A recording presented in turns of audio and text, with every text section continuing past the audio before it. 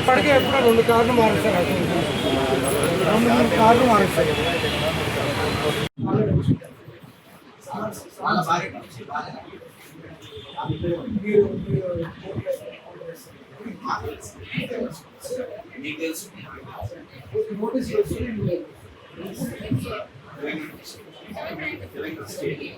Telangana state Andhra police Telangana police station notice చేసే AP DGP నుంచి Telangana DGP memo వచ్చి ఆ మెమో వచ్చిన తర్వాత కన్సర్న్ పిఎస్కి ఫార్వర్డ్ అయినాక ఇంకా పోలీసులు కమ్యూనికేట్ చేసే అదే కదా process. First class magistrate mobile ఇచ్చింది వారికి ఎగ్జిక్యూటివ్ సరే రికాల్ వేయించుకోవచ్చు. నోటీసులు ఏమైనా వచ్చినాయి సార్? ఒకసారి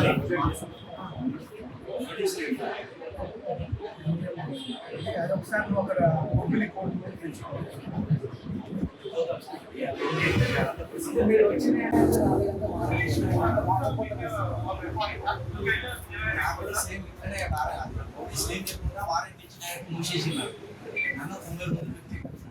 అది సాధ్యమే, ఏదైనా సాధ్యమే. కాకపోతే సార్ మనం ఒకటి మాట్లాడుకోవాలంటే ప్రొసీజర్ ఫాలో అవుతాం. సరే మిమ్మల్ని తప్పు పడతలేము, కానీ మనం తెలంగాణ వాళ్ళగా మాట్లాడతాము.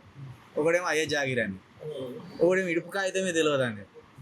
మొన్నటికి మొన్న వాడేమో మీ వాళ్ళు తెలంగాణ వాళ్ళు ఆంధ్ర ఆస్తులు అమ్మితే కొనేంత దమ్మున్నది రాను. ఇవాళ చూసే వరకు వచ్చి వాళ్ళ ఇంటి మీద దాడి చేశారు. మీరు తరిమి కొడితే ఎట్లు బాగుండు కదా సార్, మీరు తరిమి కొడితే వాళ్ళని. బెంగాల్ దీది సిబిఐ వస్తేనే ఈడీ వస్తేనే తన్ని తరిమేసింది బెంగాల్లోకి వెళ్ళి. కొంచెం మీరు వచ్చినప్పుడు పాపం ఇప్పుడు ఆడబిడ్డ కామెంట్స్ పెట్టేదానికి వీడియో దానికి జర్నలిస్ట్లని మనం కూడా అంత ఈజీ హ్యాండిల్ చేయకూడదు సార్. జర్నలిస్ట్ అంటే కోర్టు వారంటీ కాబట్టి సార్ అంటే ఇది ఓకే సార్, ఇది దీన్ని తప్పు పడతలేము, మిమ్మల్ని అంటలేము. కానీ ఆంధ్ర పోలీసు వాళ్ళు పదే పదే వీళ్ళ ఇంటి మీద ఇది 3వ వచ్చినప్పుడు మన వాళ్ళు ఎందుకు సహకరిస్తాను అసలు? ఒకసారి మా సార్ దృష్టిలో పెట్టి అది అంటే సహకరించడం అనేది కోర్టు ఆర్డర్ తెచ్చుకోరు కాబట్టి ఓకే. ఇప్పుడు మనం కూడా అన్న వాళ్ళ మీద అట్లంటలేదు. ఇప్పుడు మనం కూడా పవన్ కళ్యాణ్ మనం ఏదో మాట్లాడండి, మేము కంప్లైంట్ ఇస్తాం. మరి మన గుంజుకొస్తారా వాడిని గుంజుకొస్తారా? లేకపోతే ఇప్పుడు ఇవాళ ఓడు ఈ ఇక్కడ ఉన్న ఆంధ్రోళ్ళు వాళ్ళ ఆస్తులు అమ్మిపోతే తెలంగాణలో కొనే దమ్ము ఉన్నదా అని కూడా అన్నాడు జబర్దస్త్ ఆర్టిస్ట్ గారు. వాని మీద ఇదే కేసు పెట్టి ఇస్తాం, ఇదే హైదరాబాద్ లో కూర్చొని అన్నాడు వాడు. ఇస్తే వాడిని గుంజుకొస్తారా?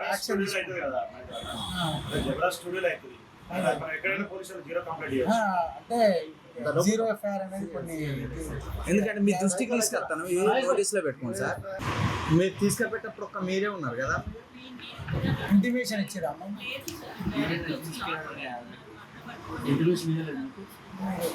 మాకు ఇచ్చారు. నీకు ఇచ్చారా? ట్రాన్స్లేట్ తీసుకున్నాం మరి జడ్జి దగ్గర. పోలీసు వాళ్ళు మళ్ళీ జడ్జి దగ్గర పోయి ట్రాన్స్లేట్ తీసుకోలేదు ఇక్కడ నుంచి. అన్వైలబుల్ వారంటీ అమ్మా. మీకు ఇంటిమేషన్ ఇచ్చిన తర్వాత ఇక్కడ ట్రాన్స్లేట్ చేసి ఇక్కడ లోకల్ కోర్టులో ఏం ప్రొడ్యూస్ చేయలేదు, 24 hours లోపల ప్రొడ్యూస్ చేస్తారు. మా దగ్గర తీసుకోపోయిండు, దాంట్లో తీసుకుపోతారు. ఫస్ట్ అరెస్ట్ కాదు కదా, ఆల్రెడీ ఉన్న కేసులోనే వారెంట్ వస్తుంది. వారెంట్ ఇష్యూ చేసింది. రేపు పొద్దున ఆయనకి ఏమన్నా అయితే దారిలో బాధ్యులు వారెంట్ మరి ఒకసారి ఎవరెవరు వచ్చి మనం తెలుసుకొని. మీరు అన్నది కూడా పాయింటే. నాన్ బెయిలబుల్ అయినప్పటికీ జడ్జి గారి దగ్గర తీసుకొని ప్రొడ్యూస్ అయితే చేయాలి కదా, ఇక్కడ వైద్య పరీక్షలు నిర్వహించాలి కదా, అన్ని నిర్వహించిన. అదే మీరు పోయి అక్కడ పోయి మీరు మేజిస్ట్రేట్ దగ్గర పోయి ప్రొసీజర్ ఫాలో అయ్యారు. ఏ మేజిస్ట్రేట్ దగ్గరికి పోవాలన్నా, ఏ మేజిస్ట్రేట్ దగ్గరికి పోవాలి? నాంపల్లి మేజిస్ట్రేట్ దగ్గరికి పోవాలా? ఎక్కడికి పోవాలి? ఇది ఎందుకు అన్న, మీరు మా వారై ఉండి మన వాళ్ళ గొంతులు పోయడం అవుతాను. ఒక్క దెబ్బ మీ లాంటి వాళ్ళ మీద పెడితే దెబ్బకు వాళ్ళు ఇంకోసారి వస్తారా? తెలంగాణ ప్రజలందరికీ నమస్కారం. తెలంగాణలో తెలంగాణ పాలకుల కంటే కూడా ఆంధ్ర పాలకుల అధికార దర్పం నడుస్తున్నట్టు కూడా ఈరోజు స్పష్టంగా అర్థమైంది.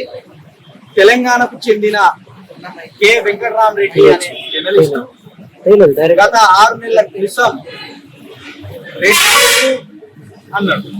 ఆ రెడ్ బుక్ అనే దాన్ని ఎర్రి బుక్ అన్నాడు. ఆ ఎర్రి బుక్ ను వాళ్ళ భాషలో అన్వయించుకొని ఒక బూతు పదంగా క్రియేట్ చేసి దాని మీద ఒక దుర్మార్గమైన కేసు అల్లి అప్పుడు తనకు నోటీసులు ఇస్తామనే పేరుతోటి ఆయనను ఆంధ్ర దాకా పిలిచి ఆంధ్రాలో 3rd డిగ్రీ కూడా మా తెలంగాణ జర్నలిస్ట్ మీద ప్రయోగించిండు, ఆయనను హింసించిండు. ఆ తర్వాత కూడా మళ్ళీ ఆయన ఇంటి మీద పడి ఇక్కడ తన భార్య ఉన్నారు, తన భార్య మీద తన ఇంటి మీద పడి ఇష్టానుసారంగా హింసించే కార్యక్రమం కూడా జరుగుతుంది.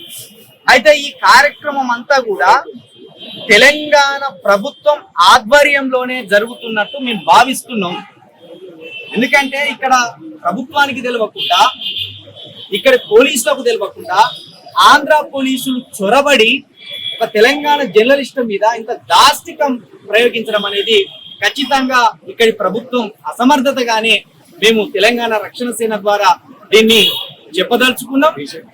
అదే విధంగా ఒక ఈ జర్నలిస్టులనే కాదు, ఇక్కడ ఉన్న తెలంగాణ జర్నలిస్టులందరినీ కూడా ఈ ఆంధ్ర పోలీసుల చేత అరెస్టులు చేయించడం, వాళ్ళ మీద దాడులు చేయించడం కూడా కొంతకాలంగా జరుగుతున్నది.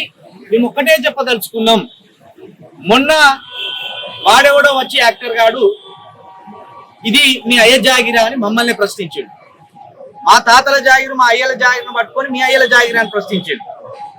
ఆ మాట మర్చిపోకముందే మళ్ళొకడు ఉండి ఇడుపు కాగితం అనే పేరు మాకు తెలియదు, దీన్ని డబ్బింగ్ చేస్తారా అని మమ్మల్ని ఎక్కిరించే పని చేసాడు.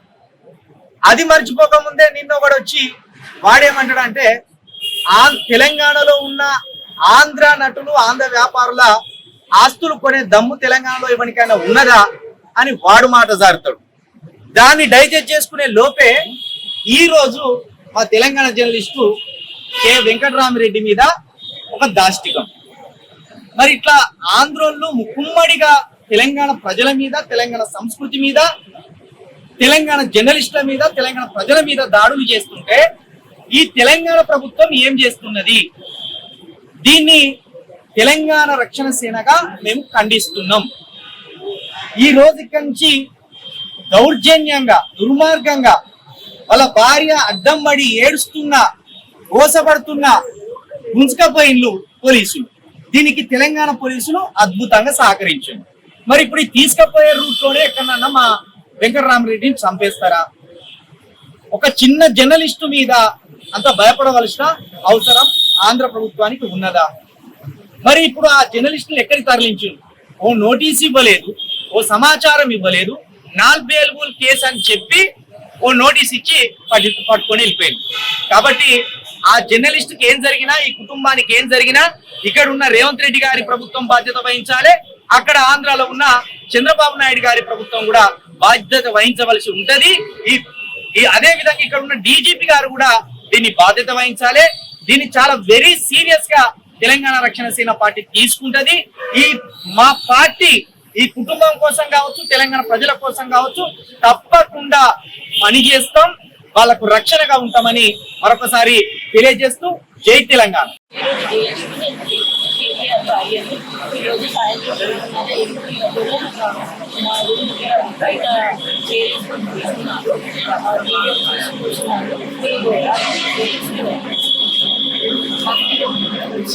పట్టుకొని లాక్కెళ్తున్నాడు. దాంట్లో నుంచి లాక్కెళ్తుంది అడ్డుపడితే నన్ను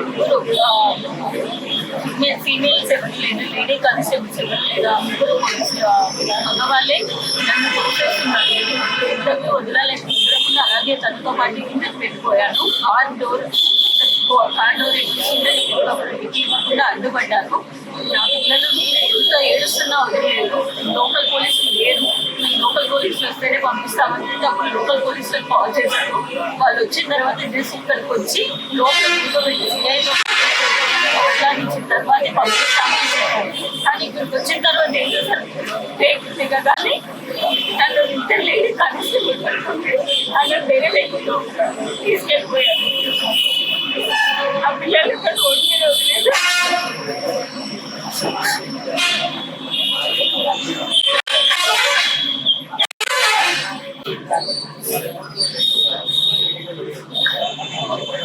అక్కడ అక్కడికి తీసుకెళ్ళి ఏం చేస్తారో అన్నమంటే లాకర్కి వెళ్ళాలి ఏమైనా చేస్తే నువ్వు అన్న పరిస్థితి అప్పుడే పరిస్థితి ఏం చేస్తాను.